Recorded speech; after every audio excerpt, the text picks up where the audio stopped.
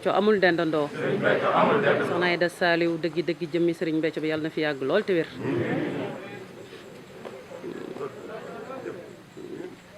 Je tiens tout d'abord à saluer l'assistance composée de mes condisciples et des organes de presse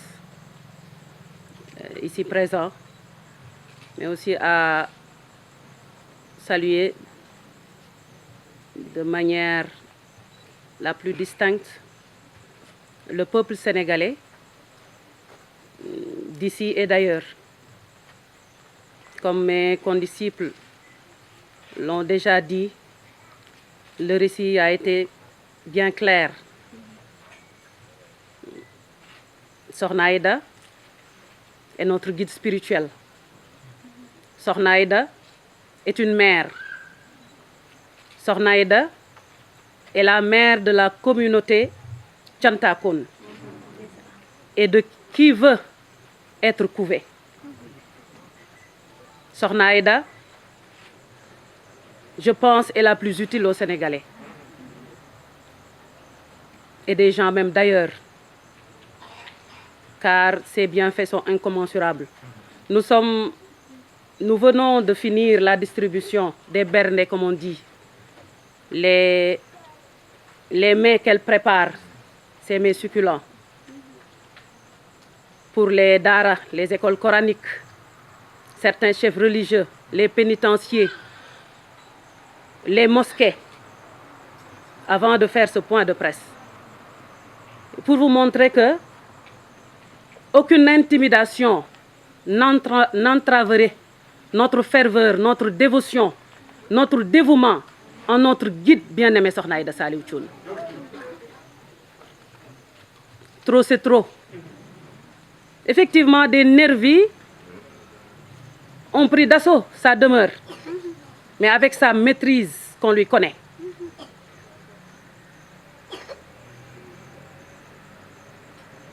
Son intelligence,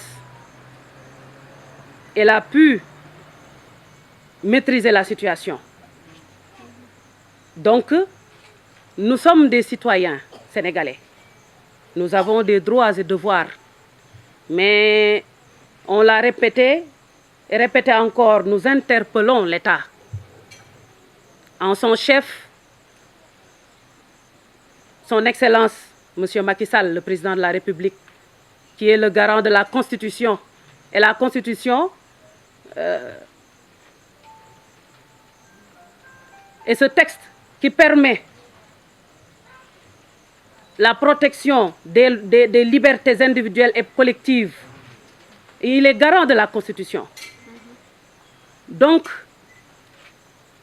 dans un pays de droit, ce n'est pas normal qu'une citoyenne comme Sokhna Aïda, elle est rare, pour ne pas dire inexistante, doit être protégée. Nous ne voulons pas que l'irréparable se produise. Elle nous éduque. Sokhna Aïda nous interdit de rechigner. Sokhna Aïda nous recommande de ne pas répondre à la provocation. Elle nous exhorte même à ne pas répondre. Mais cela ne veut pas dire que nous ne connaissons pas nos droits pour ne pas nous défendre. Il y a la légitime défense. Mais cette violation de domicile, ces nervis-là, ils étaient prêts. Si vous voyez ces éléments de preuve, ce que la vidéosurveillance a pris, mais vous aurez bouche bée. Vous seriez bouche bée. C'est incroyable. Comme M. Gueye l'a dit, l'imam, c'est comme dans les films de ninja. Mais c'est insupportable. C'est comme s'il y avait un acharnement à son encontre. Effectivement, c'est ça. Ces détracteurs. En quoi a-t-elle tort, Sokhna Aïda? Elle a eu tort d'être femme. Elle est femme. Nous sommes en train d'être contactés par certains organismes de défense des droits de la femme, de l'homme. Mais trop, c'est trop. Ils sont soucieux de la protection de la femme, des droits de la femme. Qu'est-ce qu'elle a fait de mal, Sokhna Aïda? Elle nous éduque. Ce legs que Serigne Béthio lui a laissé, cet héritage spirituel, elle ne demande qu'à faire du bien. Soyons sérieux. Soyons sérieux. Nous sommes des Sénégalais, nous sommes des citoyens. J'ai entendu le ministre de l'Intérieur dire un jour, force reste à la loi.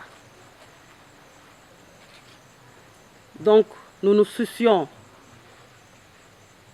vraiment de l'issue de cette affaire, parce que c'en est trop. Sokhna Aïda subit dignement depuis lors. Sokhna Aïda subit dignement. Et vous le savez, nous le savons, tout le monde le sait. Mais trop, c'en est trop. Ah, on nous persécute. Mais c'est comme si même les réfugiés ont plus de droits ici que nous, alors que nous sommes des Sénégalais. Oui, parce qu'on ne sent aucune protection. Il y a tellement de violations de nos droits. Il y a des plaintes qui ont été déposées, mais doy na waar waaye di santaat rek ci dal gi jàmm ji. Man dama naan prix Nobel de la paix Sokhna Aïda lañ ko war a jox ndax koo xam ni boo yëkkatee le petit doigt am na ku koy wax pas-pas gi ne conviction ngëm daa fort ku mu neex nga ni xeer bee lay jaamu. Nous sommes dans un pays laïque. ñu gëm sunu ngëm li ñu sëñ Béthio defal ci kaw suuf nee na ëllëg ki la ëpp ki mu defar du sa moroom ëllëg ñun ñëpp moo nu defar. daal ne Sokhna Aïda laa wóolu Sokhna Aïda laa wóolu ci sama njaboot moom la daan yónni muy dem kilifa yi sax Sokhna Aïda la daan yónni Mali wala kuy jëndi nag moom la daan yónni du xool du calculer mel ni luy gëmm di ko jox ngir wóolu bi mu ko wóolu te nee na sëñ Béthio nee na vidéo yaa ngi fi duma ko mujjee mu réer moom nee na du wax ci kaw di wax ci suuf nee na du wax ci kaw di wax ci suuf gis nañu mais nag y a pas plus aveugle que celui qui ne veut pas voir, pas plus sourd que celui qui ne veut pas entendre. sëñ Béthio ba mu dikkee la dof jeex ay dof amu fi dañ ñoo yar nag dañoo bëgg jàmm waaye nag dañu dimbali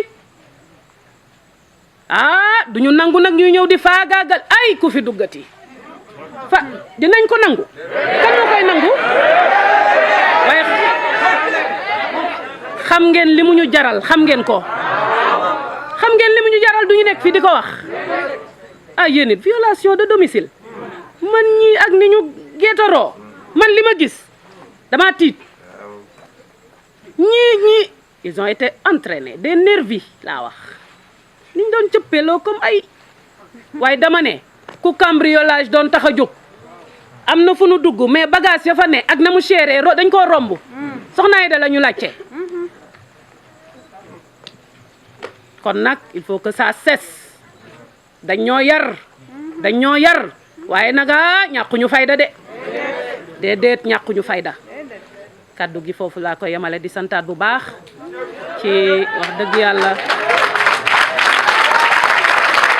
yaa ngi bëgg wax li ne sa xol cri de cœur la ngir daa metti te on veut se faire entendre